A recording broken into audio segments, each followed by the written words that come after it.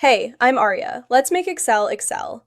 Hunting for errors buried in a large table? That's nobody's idea of a good time. Let's automate it with a smart array formula instead. Here's the trick. Most Excel formulas can't handle errors as inputs, but ISERROR and IFERROR can. That's what makes them so powerful for this task. We're going to use ISERROR to create an array of true and false values. True means there's an error. False means the cell is clean. Then we use the match function to locate exactly where those true values sit in the table.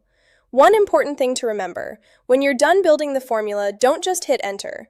Press Ctrl, Shift, and Enter together to register it as an array formula. That's what makes it work. Errors found, location identified, problem solved.